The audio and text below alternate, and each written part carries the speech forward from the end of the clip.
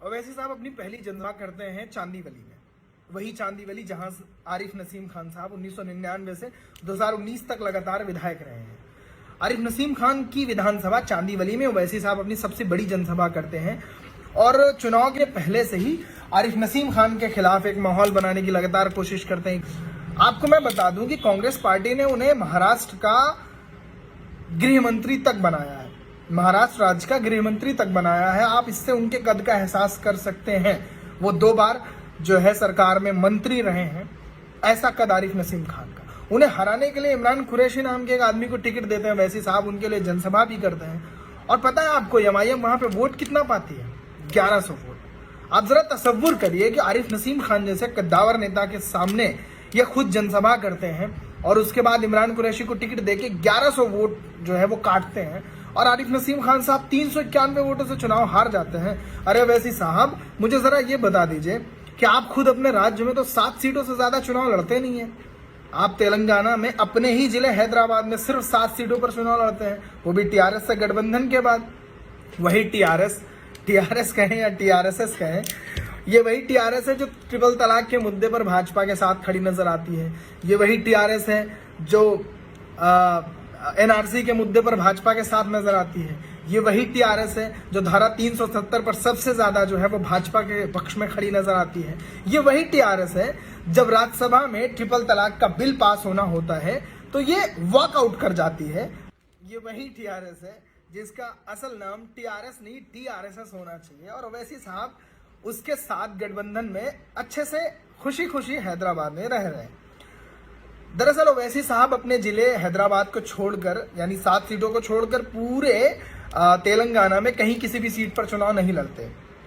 मैं आपसे एक सवाल करना चाहता हूं ओवैसी साहब, या ओवैसी साहब के मानने वालों से, जानने वालों से, उनके प्रशंसकों से एक सवाल करना चाहता हूं कि ओवैसी साहब, तेलंगाना में आपने कभी भी सरकार में भागीदारी का ख्याल क्यों नहीं आया आपके जहन में कि भाई आपका भी डिप्टी चीफ मिनिस्टर हो, आप भी 25-30 सीटों पर चुनाव लड़िए, 15-20 सीटें उनमें से जीतिए और उसके बाद केसीआर के साथ आप डिप्टी चीफ मिनिस्टर के पद पे अपने छोटे भाई अकबरुद्दीन ओवैसी साहब को बिठाइए।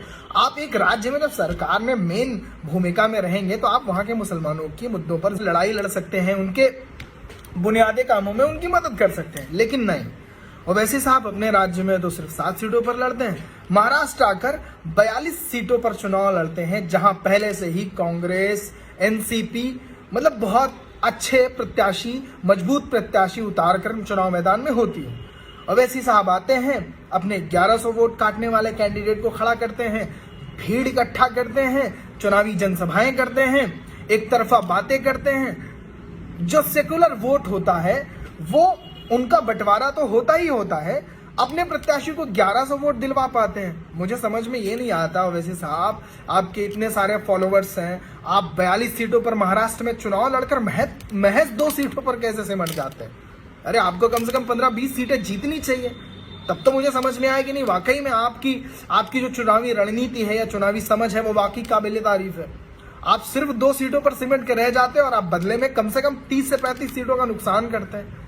ओवैसी साहब, आपसे गुजारिश है कि आरिफ नसीम खान जैसे नेता महाराष्ट्र में एक अहमियत रखते हैं, तो कम से कम आप अपनी पॉलिसी में थोड़ा सा बदलाव लाइए। मैं राजनीतिक महत्वाकांक्षा से आपकी इनकार नहीं करता, अच्छी बात है, आप चुनाव लड़िए, यह आपका हक है, संविधान आपको हक देता है। लेकिन आरिफ नसीम खान जैसे कद्दावर नेताओं को हराना बंद करिए। ये जो हराने की पॉलिटिक्स है ना, इसको बंद करिए। शिवसेना पिछले 20 सालों से लगातार आरिफ नसीम खान के खिलाफ तरह तरह के षड्यंत्र रच रही थी, लेकिन वो हरा नहीं पाई। हराया तो किसने हराया? ओवैसी साहब ने अपना एक प्रत्याशी इमरान कुरैशी खड़ा करके हराया, जिसने 1100 वोट काटे। और उसके बाद ओवैसी साहब, आरिफ नसीम खान महज 391 वोटों से चुनाव हारते हैं। वंचित अघाड़ी का एक कैंडिडेट अब्दुल हसन खान वहां से खड़ा होता है और आपका ही प्रत्याशी इमरान कुरैशी बार बार लोगों से यह कहता है कि अब्दुल हसन खान का सपोर्ट करिए। आपको पता है अब्दुल हसन खान और इमरान कुरैशी ने मिलकर कितना वोट काटा है? 10,500 वोट काटे हैं ओवैसी साहब, और आरिफ नसीम खान सिर्फ और सिर्फ 391 वोटों से हारे हैं। 20 साल का एक एमएलए जो 2 बार सरकार में मंत्री रहा, 1 बार प्रदेश का गृह मंत्री रहा, उसको आपने हराया तो 391 वोटों से।